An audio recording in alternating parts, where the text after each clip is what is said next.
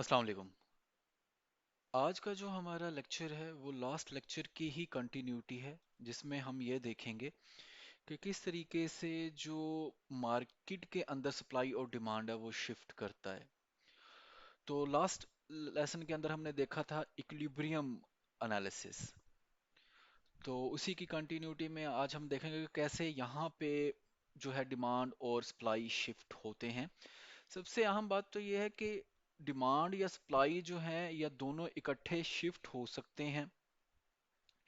जाहिर है कि जो फैक्टर डिमांड को शिफ्ट करते हैं वो डिमांड को करेंगे, जैसे कंज्यूमर की वेल्थ है, इनकम है, टेस्ट है, प्राइस ऑफ रिलेटेड कमोडिटीज है, यानी सब्स्टिट्यूट या कॉम्प्लीमेंट्स की प्राइस, ये सारे डिमांड को शिफ्ट करते हैं। सप्लाई को शिफ्ट करने वाले फैक्टर में इनपुट प्राइसेस, टेक्नोलॉजी, वेदर और प्रॉफिटेबिलिटी आ जाती है उन प्रोडक्ट्स की या जॉइंट प्रोडक्ट्स की। तो मार्केट के अंदर ये सारे फैक्टर्स या इनमें से कोई एक भी तब्दील होगा तो वो डिमांड या सप्लाई को तब्दील कर सकता है।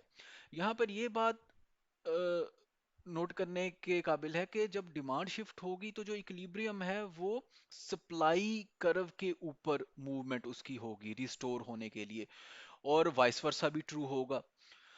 और ये फैक्टर साइमल्टेनियसली भी तब्दील हो सकते हैं, जिसमें फिर आइडेंटिफिकेशन का प्रॉब्लम अराइज होता है, और उसको हम देखेंगे कि वो भी क्या है। इन दैट केस हमें जो है स्टार्ट करना पड़ता है, अगर हमें समय ना लगे, अगर दोनों साइमल्टेनियसली शिफ्ट हो, डिमांड कर्व से। देखें, अगर हमारे पास सपोज करते हैं कि डिमांड कर्व शिफ्ट हुआ है किसी भी वजह से, फॉर एग्जांपल इनकम बढ़ गई या वेल्थ बढ़ गई, या कंज्यूमर का टेस्ट उस प्रोडक्ट को लेकर तब्दील हो गया, या कोई जो सब्स्टिट्यूट है या कम्प्लीमेंट है जो भी रिलेटेड गुड है उसकी जो डिमांड है वो चेंज हो गई, तो क्या इफेक्ट आता है। हम फर्ज यहाँ पे कर लेते हैं कि पर्सन की अगर इनकम बढ़ गई है तो वो क्या करेगा, एक उसके पास नॉर्मल गुड है, एक कुकी वो लेना चाह रहा है, फॉर एग्जांपल आप कह ले ग्रीन कुकी या ऑल ऑफ कुकीज, तो वो क्या करेगा। तो इस केस में अगर उसके लिए वो एक नॉर्मल गुड है और वो यहाँ पे लाई कर रहा है तो उसका इक्विलिब्रियम राइट शिफ्ट हो जाएगा, क्योंकि movement along the demand curve नहीं होगी यहाँ पे, क्योंकि वो प्राइस के चेंज की वजह से होती है। अब यहाँ पे जो फैक्टर चेंज हुआ वो इनकम का है, तो ये एक शिफ्ट फैक्टर है। इसी तरीके से अगर कंज्यूमर का जो है टेस्ट ग्रीन कुकी में जो है वो बढ़ गया है और वो ब्राउन कुकी या येलो कुकी नहीं लेना चाह रहा, बल्कि वो चाह रहा है कि मैं ग्रीन कुकी ही लूं, तो जो ग्रीन कुकी की डिमांड है वो बढ़ जाएगी। हम यहाँ सपोज करें कि ग्रीन कुकी एक मेन गुड है यहाँ पे। इसी तरीके से अगर कंज्यूमर जो है वो ये उसका जो टेस्ट है वो ग्रीन कुकी की तरफ बढ़ जाता है,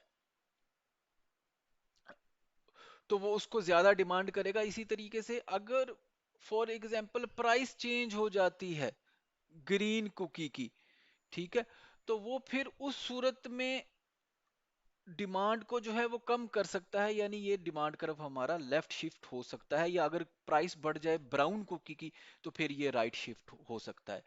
यानी बात करने का मकसद ये है कि अगर तो ये इनकम बढ़ जाए या कंज्यूमर का टेस्ट जो है उस गुड को लेके बढ़ जाए, या जो सब्स्टिट्यूट जो उसका है वो महंगा हो जाए, तो ये सारी चीजें डिमांड को राइट शिफ्ट करेंगी। लेकिन वाइस वर्सा भी ट्रू है कि ये लेफ्ट भी शिफ्ट हो सकता है, कि अगर इनकम कम हो जाए या सब्जी या ये जो जो सब्स्टिट्यूट है वो सस्ता हो जाए, या कंज्यूमर का जो टेस्ट है वो इसको कम पसंद करे ग्रीन कुकी को, तो फिर ये लेफ्ट वर्ड शिफ्ट हो जाएगा डिमांड कर्व।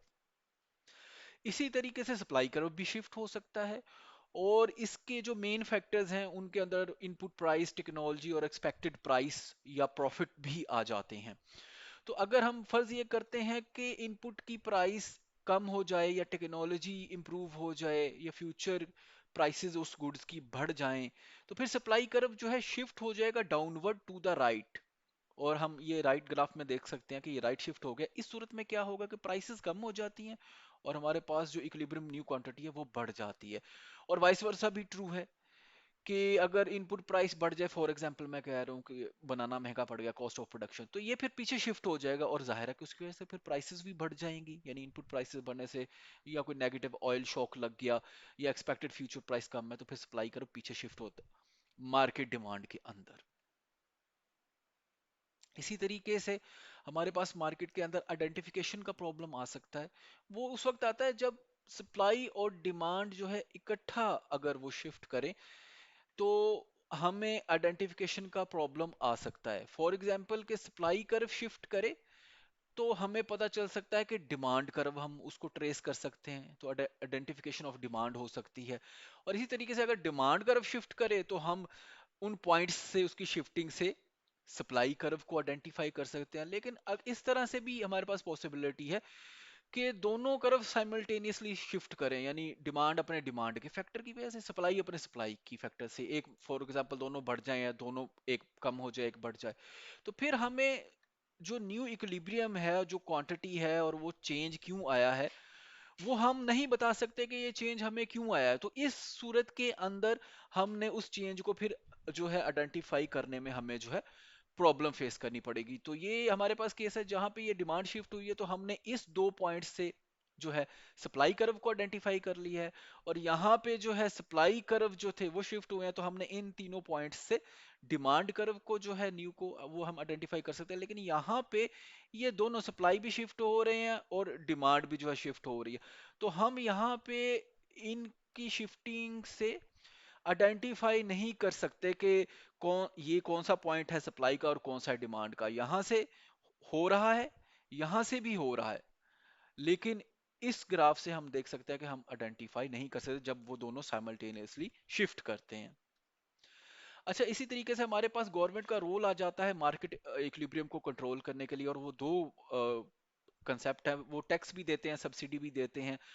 और वो मार्केट इक्विलिब्रियम से कम पे या मार्केट इक्विलिब्रियम से ज्यादा के ऊपर जो है प्राइस सेट कर सकते हैं। मैं मिसाल के तौर पे, प्राइस सीलिंग क्या है कि मार्केट से वो नीचे, मिसाल तौर पे आप ये देख लें कि अगर एक कोई रेंट है जहां पे लोगों को सस्ती रहायश की जरूरत है, तो कहा जा सकता है कि 10,000 जो है पर मंथ से ऊपर रेंट सेट ना करे। हालांकि मार्केट के अंदर अगर जाते तो वही चीज आपको 15,000 की मिलनी थी, तो इसको कहते हैं प्राइस सीलिंग। इसके ऑपोजिट भी एक कंसेप्ट है, उसके अंदर क्या किया जाता है कि मार्केट में जो प्राइस है उससे ऊपर सेट कर दी जाती।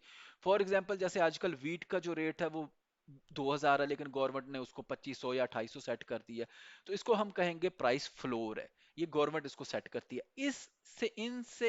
इससे चेंज करना प्राइस को इलीगल है, यानी प्राइस सीलिंग से आप जो है अगर ऊपर जाए तो इलीगल है, इससे अगर आप इस जो ऊपर प्राइस है इससे अगर आप नीचे आए प्राइस फ्लोर में तो वो भी इलीगल है, तो आपके खिलाफ जो है कार्रवाई की जा सकती है।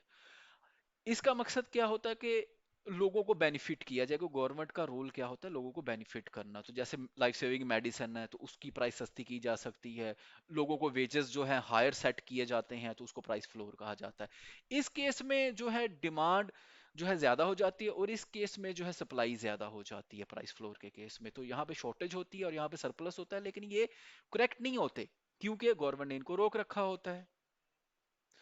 इसी तरीके से हमारे पास राशनिंग एंड सप्लाई शॉक्स क्या जो है उसमें गवर्नमेंट किस तरीके से इंटरवेन कर सकती है।